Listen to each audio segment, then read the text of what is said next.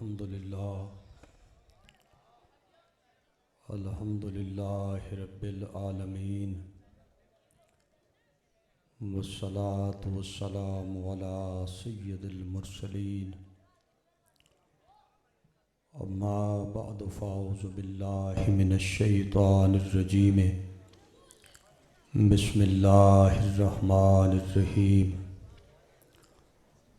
قل لا اسألکم علیہ اجرا الا المودۃ فی القربى ان اللہ وملائکتہ یصلون علی النبی یا ایہا الذین آمنوا صلوا علیہ وسلموا تسلیما۔ درود پاک سارے ساتھی محبت نال پڑھو۔ روشنی بند کرو، روشنی۔ الصلاۃ والسلام علیک یا سیدی یا رسول اللہ وعلی آلک واصحابک یا سیدی یا حبیب اللہ۔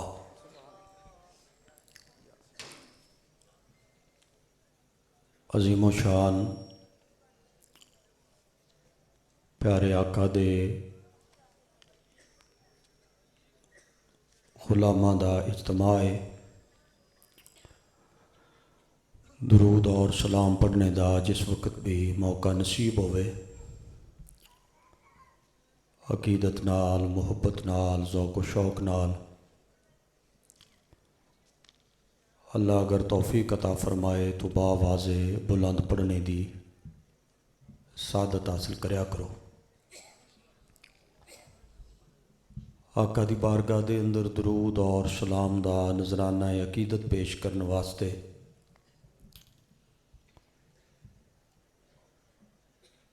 ایک کوئی شرط ہے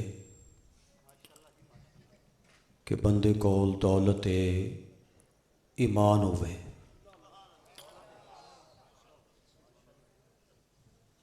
اساں مدینے والے مصطفیٰ دی نگاہ شفقت نال اعلان کر سکنے ہاں کہ ساڈے اندر میرے جیسا کوئی گناہگار بندہ ہو سکتا ہے لیکن بے ایمان نہیں ہو سکتا، اور ساڈے ایماندار ہون دی سب تو اچھی دلیل یہ ہے کہ اساں اپنے عظیم آقا دی رحمتاں اور برکتاں والی باعزت بارگاہ دے اندر درود بھی پڑھ رہے ہیں اور سلام بھی عرض کر رہے ہیں۔ جتنا باعزت مجمع مجھ گناہگار دے سامنے تشریف فرمائے، میں سارے ساتھیاں دی خدمت وچ اپیل کراں گا، دنیاوی گفتگو نوں چھوڑ کے اس نیت نال اور اس عقیدے نال درود اور سلام پڑھنے دی سعادت حاصل کرو تاکہ دنیا نو پتہ چل جائے کہ آؤ بندے جنہاں وچ دولت ایمان الحمدللہ موجود ہے۔ وہ دی دلیل اساں پیش پہ کرنے ہیں کہ کوئی بندہ ہے سنے ساڈے کولوں ایمان موجود ہے تے پہ پڑھنے ہیں الصلاۃ والسلام علیک یا سیدی یا رسول اللہ وعلی آلک واصحابک یا سیدی یا حبیب اللہ۔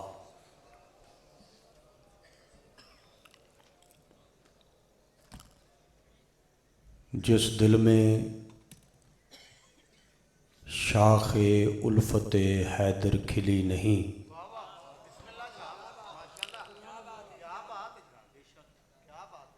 جس دل میں شاخ الفت حیدر کھلی نہیں،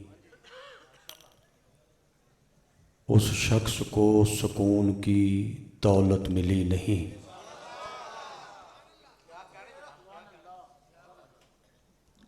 بیٹا ذرا خاموشی اختیار کرو میرا پتر.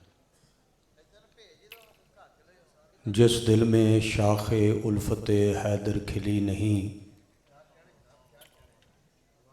اس شخص کو سکون کی دولت ملی نہیں. ہم کو تو زندگی نے بس ایک درس ہے دیا، اس زندگی پہ لعنت جس میں علی نہیں.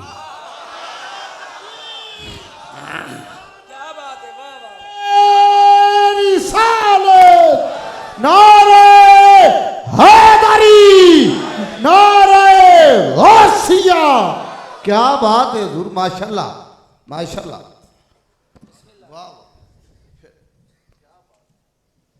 ایک سادے جے بندے نے میری طرح کوئی دیسی جہا تے جٹکا جا بندہ سی یقیناً، اس ایک سادی جی گل کیتی ہے. وہ سنانے تو بعد پھر میں آغاز کرانگا گل دا. وہ فرماندے نے کہ کھو کے کھائیے رج نہیں ہوندا.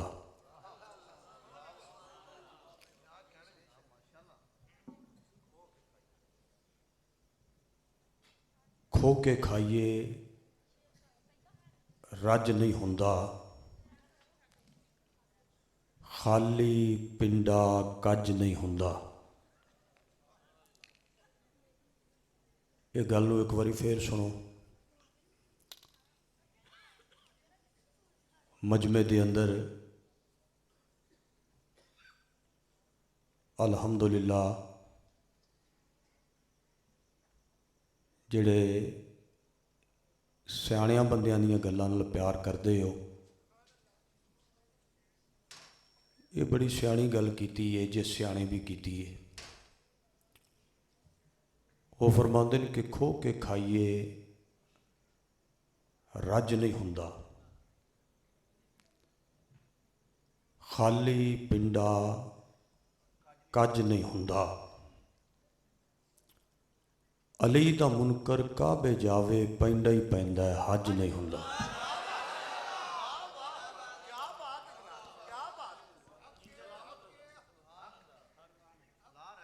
اللہ وحدہ لا شریک پیارے آقا دے وسیلہ جلیلہ نال سید فقیر دے سالانہ عرس پاک دی عظیم و شان روحانی محفل پاک دے اندر ساری ساریاں دی حاضری نو سونا اللہ اپنی بارگاہ دے اندر قبول فرمائے. عقیدت منداں نے، بابا جی دے مریداں نے، انہاں دی آل اولاد نے جس عقیدے نال، جس محبت نال، جس ذوق و شوق نال بادشاہ دے ذکر پاک دی محفل پاک دا انتظام اہتمام فرمایا، ہر بندے دی نیت نو اللہ دی ذات پاک بخوبی جان دین. اللہ تعالیٰ اس محفل پاک نو دنیا واسطے، قبر اور حشر واسطے عزت دا سبب بنائے. ایک دعا ہون بھی منگو، اور جب تک زندگی دے ساں باقی نے اس دعا نو ہمیشہ منگتے رہو. وہ دعا ہے کہ دعا کرو کہ اللہ ساڈا سب دا خاتمہ ایمان تے فرما دے. اس دعا نو ہمیشہ منگیا کرو. اج اس دعا دی ابتدا کر دیو، پھر جدوں بھی دعا منگو انہوں وچ شامل رکھو. نماز پڑھو تے دعا منگو، عالم دین دی محفل وچ بہو تے اس دعا نو منگو، سید فقیر دی زیارت کرو تے اس دعا نو منگو، کسے روحانی کسے حضوری والے بندے دے مزار اتے حاضری دیو تے اس دعا نو منگو، نماز تہجد پڑھو تے اس دعا نو منگو، ماں باپ دا چہرہ ویکھو تے اس دعا نو منگو. وہ دعا ہے کہ اللہ ساڈا سب دا خاتمہ ایمان تے فرما دے. جس بندے دا خاتمہ ایمان اتنے ہو گیا، جس بندے دی اخیر اچھی ہو گئی، وہ دی ساری زندگی دا سفر جڑا ہے وہ کامیاب ہو گیا۔ بھریا بھی اسے بندے دا توڑ چڑھیا، منزل اتنے بھی وہ خوش نصیب بندہ ہی پہنچیا، مقام جنت بھی وہ حصے وچ آئی جس بندے دی اخیر اچھی ہو گئی۔ میں جویں درد دل نال چاہنا تساں ذرا اتنے حاضر رہ کے ایک واری شامل ہو جاؤ کہ اللہ ساڈا کردار نہ ویکھی، اپنے محبوب دا وسیلہ تے انہاں دے صدقے نال آقا دے ہر غلام دی اخیر اپنی رحمت نال بہترین بنا دے۔ تساں زیارت فرما رہے ہو، ساڈے مسلک، ساڈے عقیدے اور ساڈی جماعت دے بڑے عظیم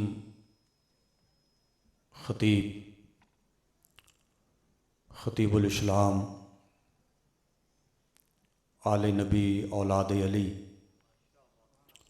صاحبزادہ حضور پیر سید شہد حسین گردیزی صاحب آپ برسر ممبر تشریف فرمان ہے۔ تقریر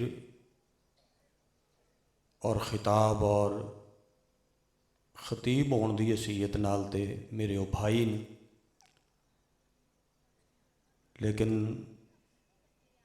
سید ہون دی حیثیت نال انہاں دے پیراں دی جُتی بھی ملازم حسین ڈوگر کولوں ارباں کھرباں درجے افضل ہے۔ انہاں دا خطاب بہت سوہنے انداز نال الحمدللہ ثم الحمدللہ سارے باعزت ساتھیاں سننے دی سعادت حاصل کیتی ہے۔ میرے پیارے بھائی، عزت مآب ساری محفلاں دی زینت بھائی محمد حسن رضا صاحب سید بادشاہ، وہ پچھلے 2-3 سالوں تو چاہتے سن کہ میں گناہگار حاضر ہواں۔ وہ میرے نال وعدہ فرما رہے سن کافی عرصے تو کہ اساں تینوں سائیاں دے غلاماں دی زیارت کرنے دا موقع دیاں گے۔ یہ پھر میری طرف ہی سستی ہوئی ہے تے غفلت ہوئی ہے۔ کیوں ہوئی ہے؟ وہ ساریاں گلاں دسن دیاں نہیں ہوندیاں۔ علامہ صاحب فرمایا سی کہ بشر حال دلی کہہ کر ذلیل و خوار ہوتا ہے، نکل جائے جب خوشبو تو گل بیکار ہوتا ہے۔ یہ نہیں ہو سکتا کہ سید مینوں حکم کرن تے میں غیر حاضری کراں۔ وہ کوئی سیاپے ہی انجدے سن کہ میں زیارت کرن وے ذرا جلدی نہ کر سکیا۔ وڈے بابا جی بھی تشریف فرما نے، سید تشریف فرما نے، ملک پاکستان دے بہت زیادہ پڑھنے والے لوگ الحمدللہ اج دی اس محفل پاک وچ تشریف رکھتے ہیں۔ میں جناب دے سامنے اپنی گفتگو دا آغاز انہاں لفظاں تو کراں گا۔ تیرے تے میرے آقا علیہ السلام نے 23 سال دین دی تبلیغ فرمائی ہے۔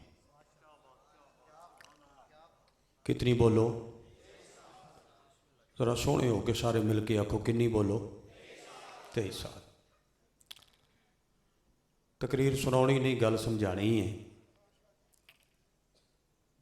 تساں جڑا ملازم حسین سنیا سی وہ کافی عرصے دا مک گیا ہے۔ ہن جڑا طرز بیان میں شروع کیتا ہے بابیاں والی تقریر ہے، یہ تھوڑے بندے توجہ کر دیں۔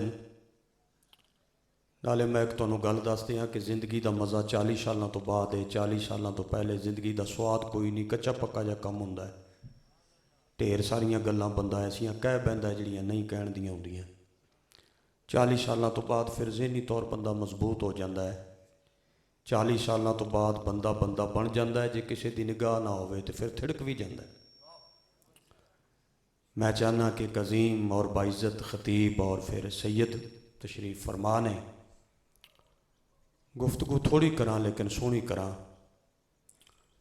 मैं सारे दोस्तों की बारगाह च आखिरी मरतबा अर्ज़े करांगा कि किते गल्लां कोई ना करे। प्यारे दा मेला खराब नहीं करीदा, जीनत बनीदी है। बादशाह का जो मेला है तो खामोशी नाल ते भांडे सीधे करके गल्लां दो चार सुनो, फिर जिंदगी दे मेले। तबलीग साइयां किन्नी कीती है बोलो? एक बार जरा फिर प्यार नाल कहो, जरा मैनू तकरीर याद हो जाएगी। किन्नी बोलो? 23 साल। ज़हरी उम्र सरकार दी 63 साल है। निक्के बच्चों नूं भी याद है। मैं किहड़ी नवीं करनी है गल। ये 63 साल सरकार की जिहड़ी ज़हरी उम्र पा के वो अगर इसकी गिनती करिए तो इतों शुरू होंदी है 12 रबीउल अव्वल शरीफ तो लैके ते उम्मुल मोमिनीन अम्मी ऐशा पाक दा वो हुजरा जिथे क्यामत तक सरकार आराम फरमा ने, इस हुजरे पाक तक 23 साल बनते। मेरा ख्याल है गवांढियां तो भी गल पुछ लेनी चाहिए है। मैं गवांढी तो पूछा सी सारियां दी उम्र किन्नी, उस फरमाया 63 साल। मैं कहा जी गिण के सुनाओ। उन्हें फरमाया सी कि 9 रबीउल अव्वल तो लैके ते अम्मी ऐशा तो सदीका जी हुजरे तक 63 साल। ठीक है जी, भला होवे। नाल वाले को पूछा भी तुसां भी दस दिओ बई गल जरा मिल जाए, क्योंकि गल सांझी है। कलमा सारियां सरकार दा ही पढ़िया तो सारे असा कलमे दे भरा वां, तुसां दसो। उन्हें फरमाया 63 साल। किवें 63 साल है? उन्होंने फरमाया जी 17 रबीउल अव्वल तो लैके अम्मी ऐशा पाक दे हुजरे तक 63 साल।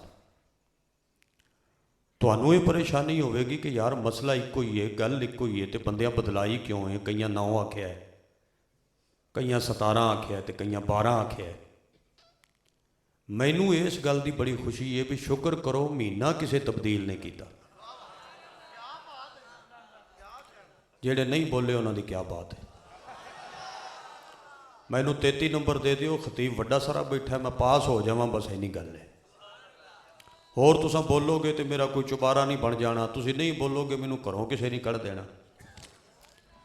सिर्फ इन्नी गल है भी थोड़ा जिहा बोलो, महफल विच रौनक होवेगा। गल मैं सदात दी करनी है, लेकिन मुढ़ लग्गियां बन्नण गल वड्डे शाह तो शुरू करनी चाहिए है।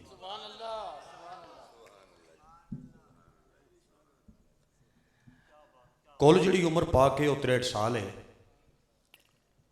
23 साल साडे आका ने तबलीग फरमाई है।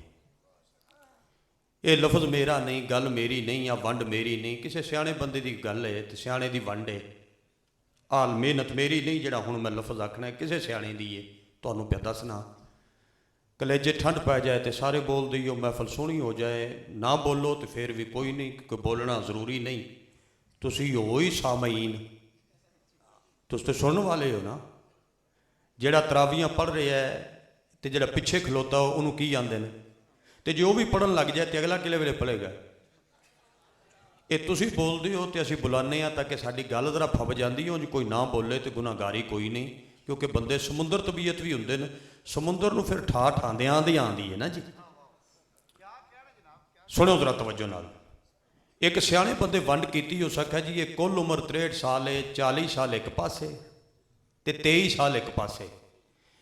ये मालिक ने यदी वंड करके महबूब नूं आख्या, मेरा महबूब 40 साल कुरान भी नहीं पढ़ना, 40 साल खुल के मेरी वहदानीयत का ऐलान भी नहीं करना, 40 साल खामोशी नाल टाइम गुजारना है, तो 23 साल कुरान भी पढ़ना है, मेरी वहदानीयत भी बयान करनी है, अपनी रिसालत भी बयान करनी है। उस तनाक गल ये समझाई सी।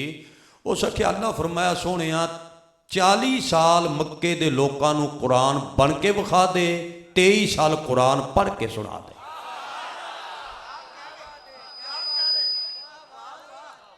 बड़ी गल है यार। अगर तुसी बोले हो तो तुहाडी बहुत ज़्यादा मेहरबानी है जनाब। वैसे एक गल है मैं तुहानूं सुना लवां भाई अब्दुल सत्तार दी इजाजत नाल।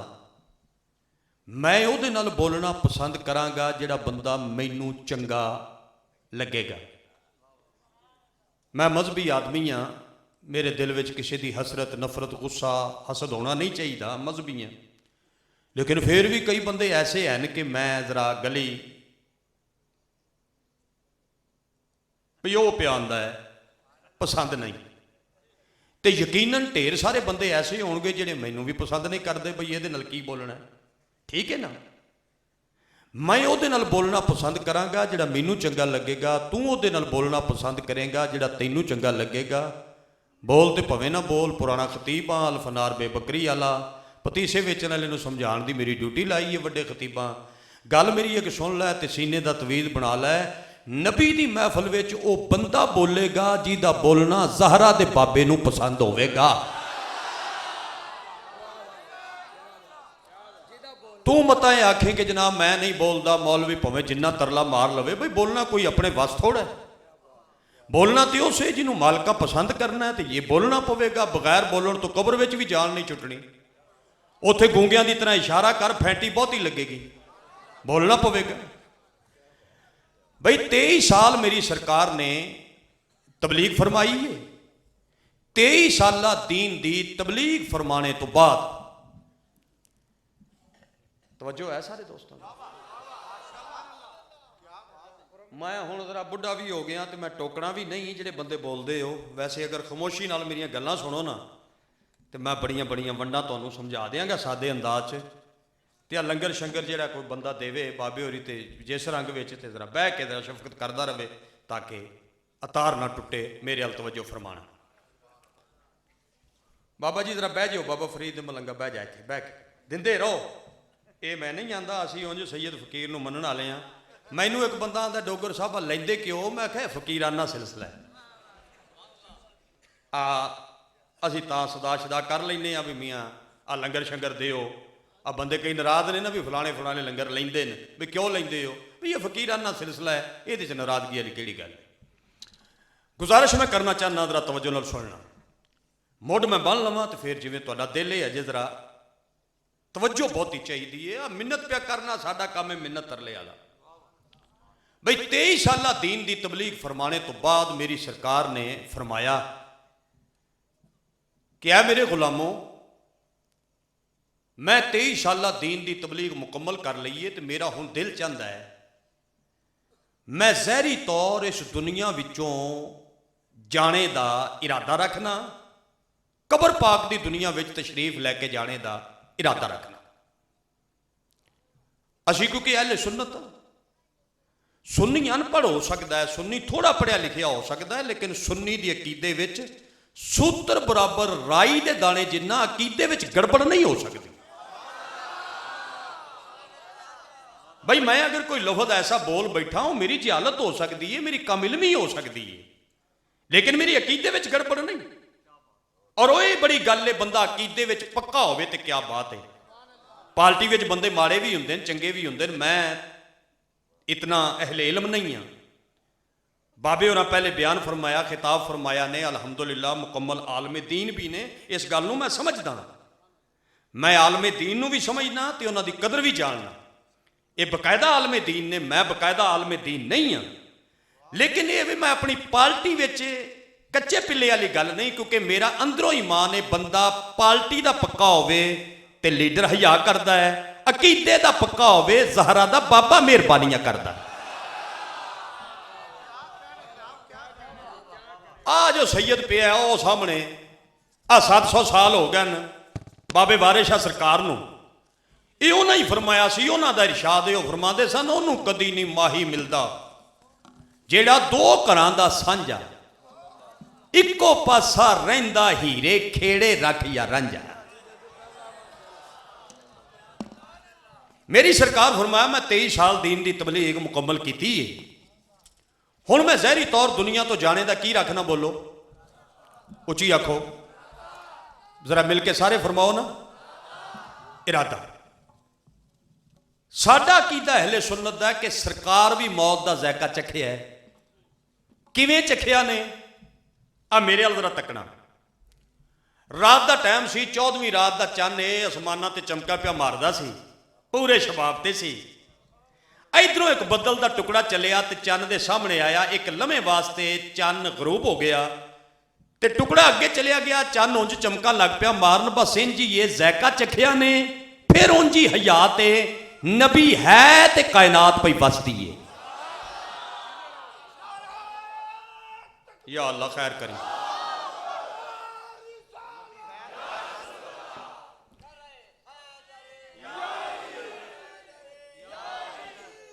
ਇਹਦੀ मैं एक होर मिसाल दिना अजे मैनू तसली। बेटा जरा रोशनी मेरा पुत्र बंद कर लै।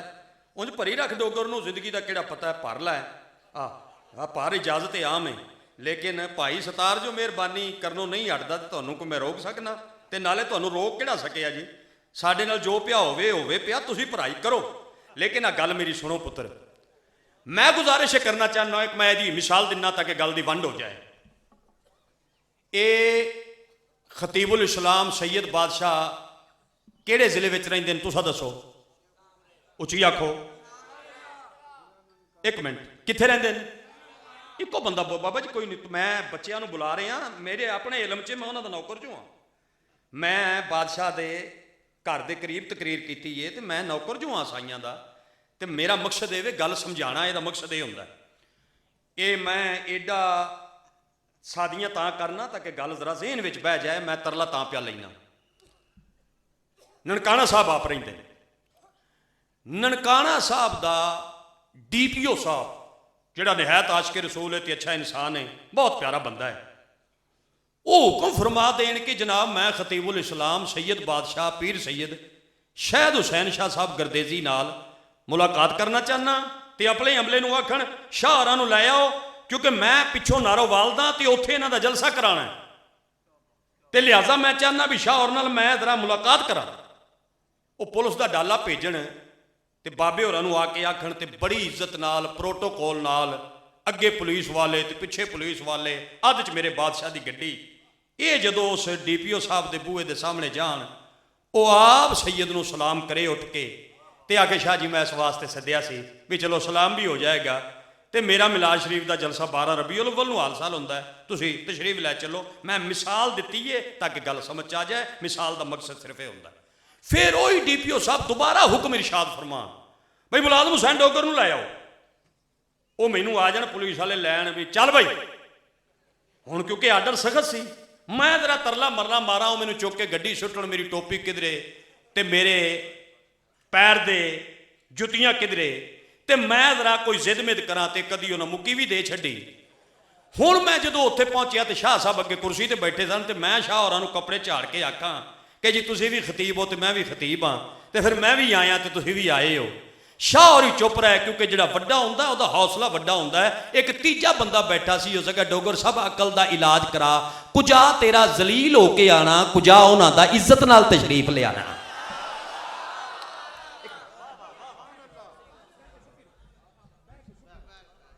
छुट्टी रखो, बैठ जरा बैठ जाओ जी, बैठ मेरी गल बैठ के छुट्टी रखो, ये ना तो तवज्जो है। देखो ना गल जाए हो गई, गल का स्वाद नहीं आया, मजा नहीं आया गल का। फिर लगे कहन मैं अर्जे करना चाहना, मालूम होया गया मैं भी उत्थे हाँ ते गए सैयद बादशाह भी उत्थे ने। मैनू भी उन्हें मेहरबानी की है, बुलाया है, इन्हों भी बुलाया, लेकिन बुलाण विच फर्क है। ये मैं मिसाल दी है ताकि गल समझ आ जाए। जदों सरकार दे बूहे ते आया उलमाए हक्का तशरीफ फरमा ने, महफल दे अंदर भी ते बरसरे मिंबर भी। इन्हां उलमा कोलों पुछो, इन्हां दे कदमां ते हथ रख के 3 दिन इजाजत मंगदा रहा है, आके आवाज़ां दिंदा रहा है। तीजे दिन मेरी सरकार फरमाया सी कि ज़हरा पुत्र जानदी है आने वाला कौन है? बाबा ये तुहाडा गुलाम है। फरमाया मेरा गुलाम भी है, नौकर भी है, सुहाबी भी है, ताबेदार भी है, लेकिन वह फरिश्ता है जिहड़ा मावां तो पुत्र जुदा करदा है।